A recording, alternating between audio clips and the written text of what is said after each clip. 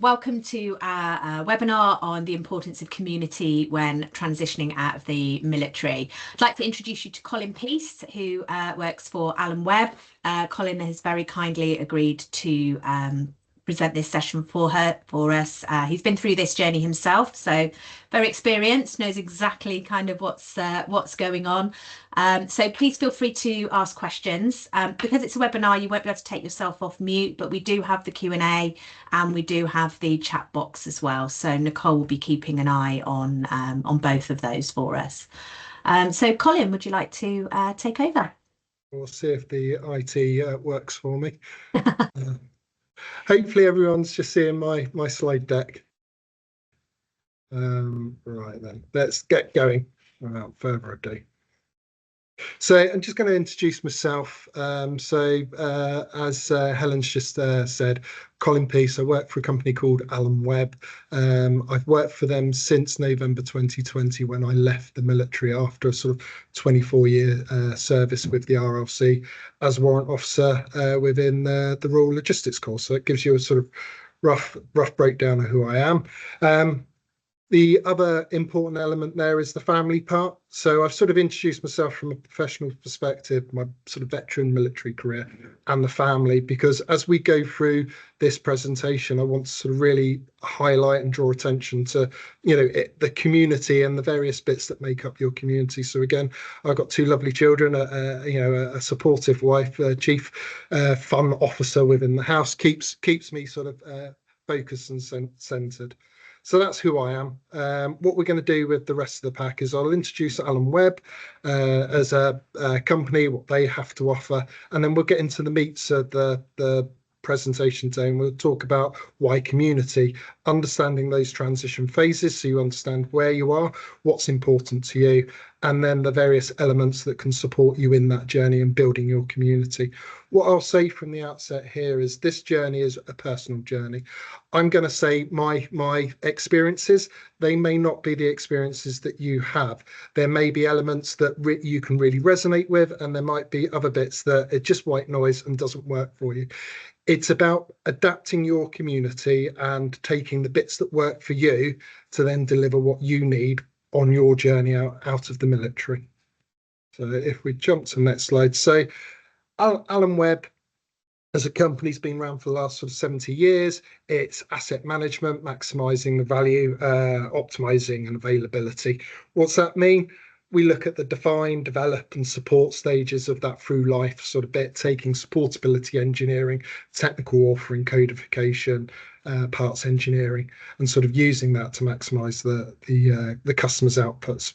So again, you can see, well, we've just recently gone over sort of 300, so we're now 330 strong, and we're, as you can sort of notice, we're largely supporting defence-related contracts, both directly through primes or through the programme delivery partnerships that the MOD have. So again, lots of opportunities there. Opportunity to sort of scan for Alan Webb careers page pathway, again, sort of done there to help you start build your community and take opportunities. But what you can see from here is that we've got a good spread of various skill sets and capabilities, 11 core capabilities from project management through to technical documentation, supportability and obsolescence management, and on and on and on. So again, lots of opportunities for yourselves to sort of investigate those areas. So there's the almost the Alan Webb sales pitch, and I'll move on to the sort of why community. So what I felt was a good opportunities was on the build up to being asked to do this. I looked on my own network across those that have either transitioned out of the military, joined Alan Webb, or in the process of going through. So a nice cross section of people, and I've asked their permission, so they've all given permission for me to share this, and I thought it was a nice way to sort of, it's not just my words coming out. So one of the key sort of things that Chris Lingard sort of mentioned from Antium was about that you're prepared for leaving. He knew it was going to be hard, but he didn't, it still took him for 6. Still wasn't sure. He found a job, which was great, but actually it was that self-identity that really hit him. Community is going to help you find your identity. Community is going to build that. For Daz Isles, I worked with him when I was in the military. Daz again sort of responded to Chris's sort of message and was aligning with what he had said. But one of the reasons why I sort of pulled out his sort of comments was that he talked about having a strong network of friends and like-minded people. So it was that network part that really supported him. And again, because he joined Alan Webb, and again, through the Armed Forces Covenant side of things, Alan Webb really supported service leavers, supported myself. So again, when you're transitioning out the military, again, look at those organisations that have affiliations, because they may well help you on your journey. So again, that's something to consider. And then you've got Steve Tyler, who's currently transitioning out of the army, and he's just sort of posted a couple of top points. Again, beautifully and well timed, talks about network, talks about professionalising skills, and talks about sort of being kind and sort of considerate. And sort of that empathises where I am, because I'm paying back some of the good favours that others did to me today. So that be kind, that professionalisation. Well, that's why I've got the relationship with Wellington and Helen, is that I've gone on the change management course, I've gone on the PMO course, I've professionalised myself post transition, and then that network, that's effectively what helped me get through some challenging times, helped me build my professional network, and helped me to get to where I am now. So again, just a real quick picture. So however long you've served, you're going to have been part of a close-knit community, and that's going to have had comradeship. It's going to have given you the skills to sort of fall back on or to source from, to be able to overcome problems or deliver output. So again, some nice young pictures of me on one side, but the transition that I've then made across to my new team, my professional sort of network. So again, these are the people that I'm now using to as a support network for coaching and mentoring, for reverse mentoring opportunities, for that sort of sounding board that I would have had when I was in the military with the senior sergeants, or the up and coming private, or the wily officer, LE officer that's given us sort of guidance, and actually I like what he's done, I'm going to sort of do that, or the team when we've been given a challenging job to get over the line. So that just because we've left the military doesn't mean that we're completely alone, but that's the feelings that you're going to get. So where I was for some of us, we're in that, we've left, we've made that big decision, we're happy, the lights have gone out, I'm in the dark, hopefully that doesn't make too much of an impact for yourselves. When we're leaving, some of us are going to be, yeah, that's the decision, I know where I want to be and I'm off. For some of us, it's a case of don't know what to do, it's just time, and for others it's sheer panic. So I've sort of used the bell curve here to sort of show that sort of traditional shock, denial, anger, and I've also sort of shown John Fisher's one where it says, can I cope, those personal feelings, that guilt, that fret, the fear, depression, all of those emotions you're going to feel. For some of us, if it's yes, we might be ready for moving forwards and performing. For others, it could be complete denial, panic, and head in. What's really important is that you move backwards and forwards and up and down on this. There isn't you can be in the moving forward phase, you can be in the performing phase, and then something can throw you back, and it can throw you back into that sort of denial, or shock and depression, and it's all going wrong. Your community is going to be one of those things that helps you through that, helps to sort of smooth out that transition, give you those opportunities to sort of emotionally offload, fill that emotional jug. It's going to give you that opportunity to sort of seek opportunities and find new ways of overcoming whatever's been presented to you. Or it might be that your network is the thing that gives you that golden egg, that sort of, yeah, I know where I'm going, everything's falling where I need to go, I know I need to do this bit of training, or do this bit of application or networking, and it all falls sort of neatly into place. What I often talk about at this stage is for you to sort of manage that sort of shock or depression and all the bits that come with that, is understanding where you are.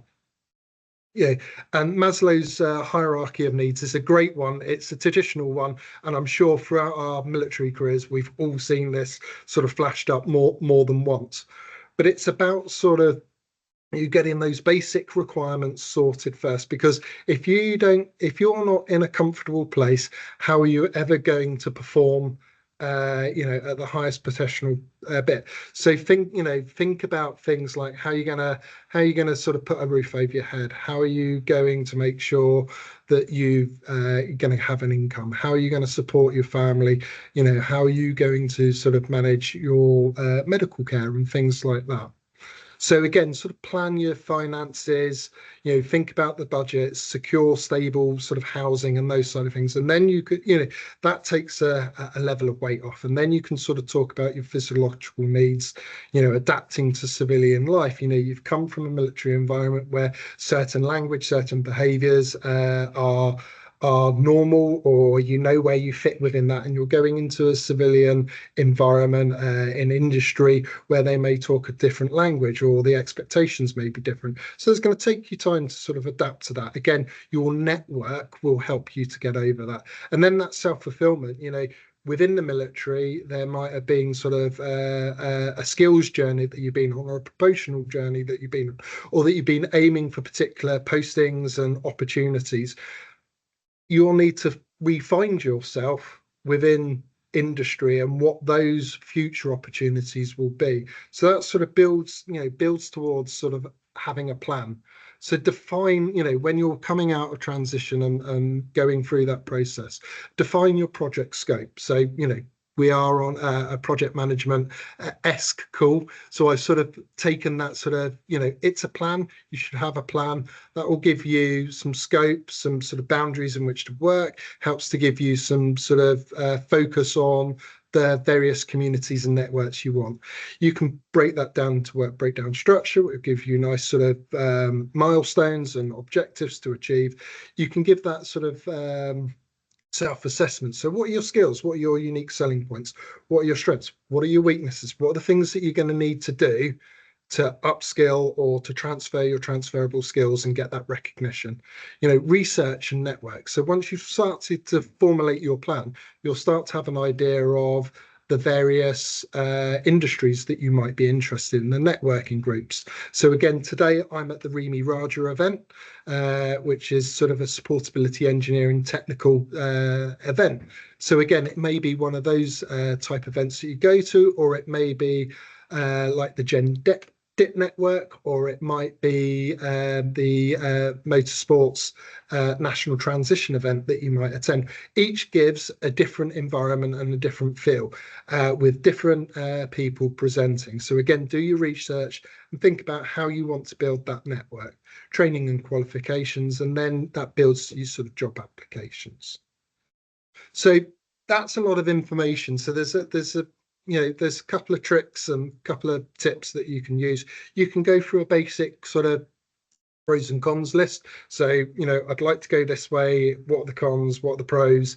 And sort of do that. You can use more imaginative sort of six thinking hats. So again, sort of looking at, the white hat, the data, the facts, the information, the yellow hat, the positivity, what are the opportunities and possibilities, what are the upsides to that sort of journey that you're going. That sort of blue hat, the sort of, the directions, attention, integrates and moves forward. So what things do you need to do there?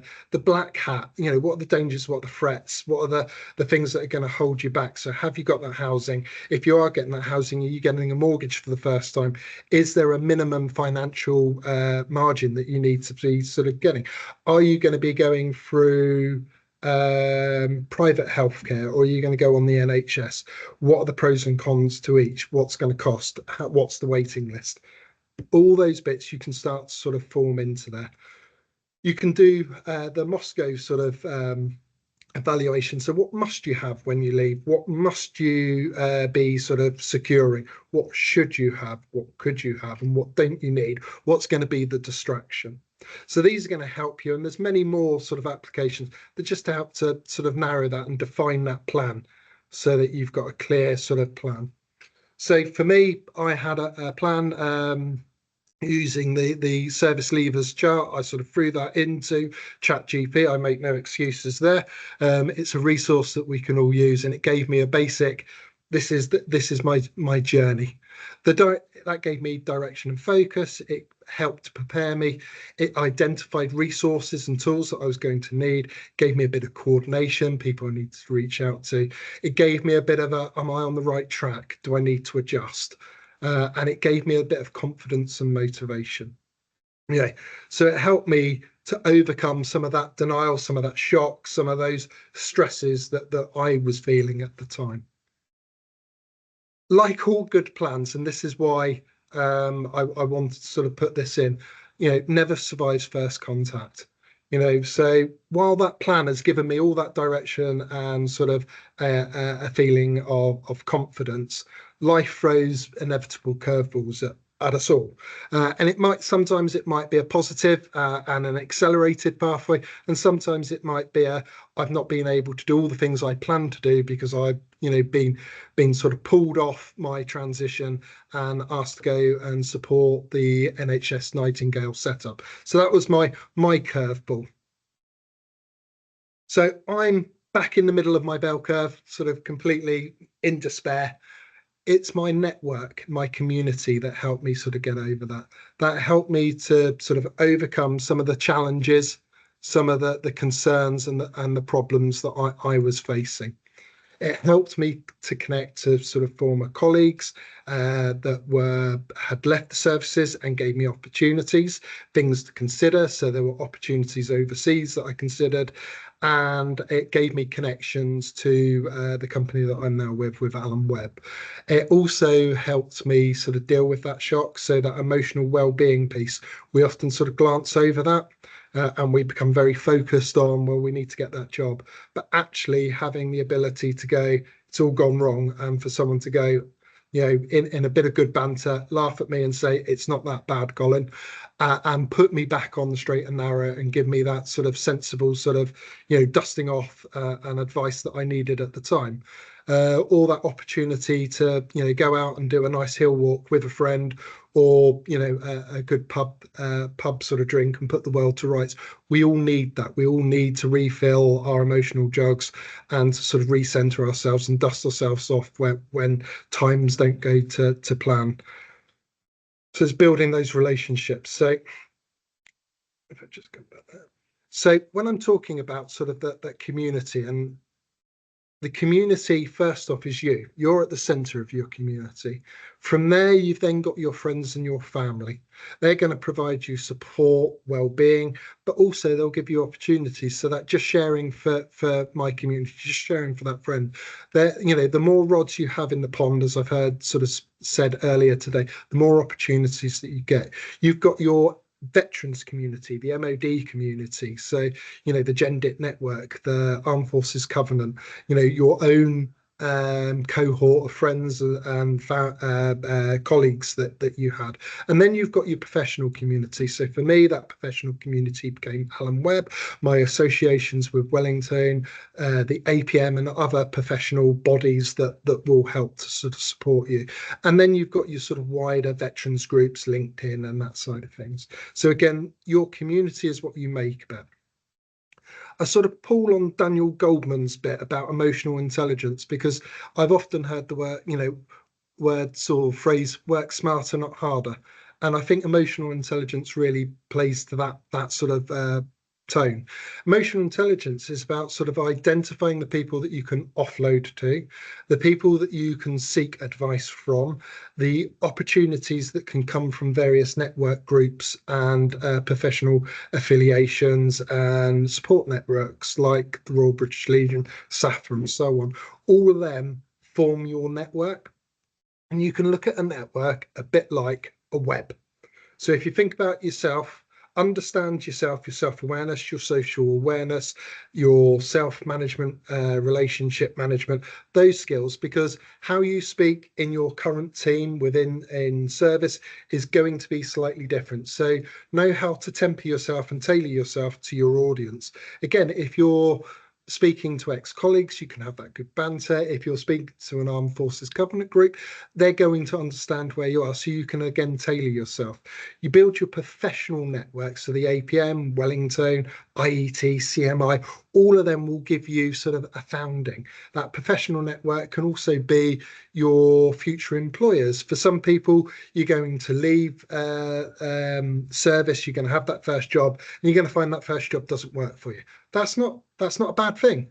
That's an opportunity. You've built your network. You now have a better understanding of the industry that you're in, and you're going to make further choices and you're going to expand your network. You've then got that MOD, that veterans network. So you've got all of those associations that are under there. You've got all the support networks. You've got your LCAS to support your professionalization. So again, identify the ones that work for you and support you, that give you the access to the environments or the opportunities that you're interested in. And you might find you go down that path, you learn a bit, and that's not for you. That's absolutely fine. That's all part of building your network, understanding what works for you, what you want, and the journey that you're going in. And then you've got your friends and family. That could be an opportunity that arises through a conversation in the pub, or while you're out having a meal with friends, or while you're on a play date with the kids. It's building that sort of integration with your local community and sort of that sharing for a friend. So it's not always what you know, it's who you know, and that's about building your community so that you have more of those opportunities, that access to resource, and that building that professional community. So if you think about sort of the web now and that push and pull and how you're going to sort of use that web to sort of facilitate you can then start to look at those shared experiences. So those shared experiences through the veteran groups, that engaging with various people that have left the service or actually still in the service and give you opportunities with did you know such and such and that sort of thing. So it's that sort of support. You've got your friends and family, that emotional support. That's really important. Like as I pointed out right at the very beginning, a couple of those individuals have done really well with finding a job, but actually what they hadn't planned for was that sort of refinding themselves. So again, that emotional support is just as important, because that's how you're going to perform to the best of yourself when you're in that first job or that second job or that onward career that you've created. That accountability, being part of the community, can help you stay sort of accountable to your goals, the things that you've set. So the friends check in, the professional group, your mentors that you might have just sort of generated are going to be the people sort of checking in on you, giving you that lift up when you just need it. And again, when life throws those sort of curveballs and that sort of things, they're also going to give you the positive reinforcement. They're also going to give you that direction. So build your community around that. A useful tip from APM is around that sort of power and interest matrix. So use that. Who's going to have interest in your network? Who's going to create sort of an impact? How can you sort of say to a friend or a professional work where I'm coming available in 6 months' time? Are there any jobs? Are they going to go, I've got the perfect opportunity for you, and that sort of thing. So again, you can start to be a bit strategic because you've built your plan, you have an idea of where you're going, you know what's important to yourself, and you've started to build your community to be able to then support you both in your well-being, your professional future, and your own sort of network to sort of build on that.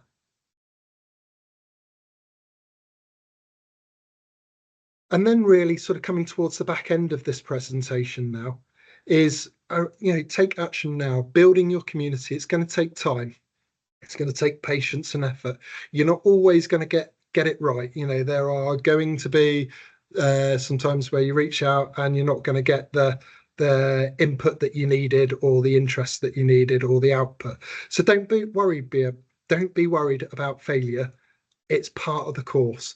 It's about building that journey and reaching to your goals. So don't worry about reaching out to build that network. Often that's the hardest part, is taking that first step and sort of speaking out to an individual, making that first sort of conversation. And then just as the back end of the slide, I've thrown in a whole list of different sort of networks, groups, support agencies that can help to build your beginnings of your network. Again, I'm sure Helen and the team will sort of share this afterwards. So again, please use this as a bit of a sort of a start point. Again, some of these won't be necessary for yourselves, and some of them will be. It's just about building your community. And hopefully, I know that's been a fast canter through, but hopefully that's given everyone at least a taste for that. And again, I'm at Remy Raja today, so if you are in Lynham, I'm at the Remy Museum. Please stop by and say hello. If not, please do link in with me on LinkedIn, and I'm sure Helen and the team will be equally open to that engagement as well. Absolutely. Thank you so much, Colin. Really, really appreciate you you sort of taking the time to walk us through that, and sort of the vulnerability and the, you know, and talking this through. So hopefully you can all see that. Obviously, as Colin said, feel free to connect with him or connect with myself. I can see a couple of people on here that I'm already connected with and already had little chats with, which is lovely. And obviously, you know, in the spirit of networking, we have our conference in October, which is a brilliant opportunity to network and to build your community. Colin, you're usually there, aren't you? We are, yeah. You are. So yeah, it'd be lovely to see you guys there. If you've got any questions or anything sort of following up from this, please let me know. Obviously, we will share the recording, and I'm sure Colin will be happy for us to share the slides and the links that were on there as well. But thank you very much for joining us, and enjoy the rest of your day.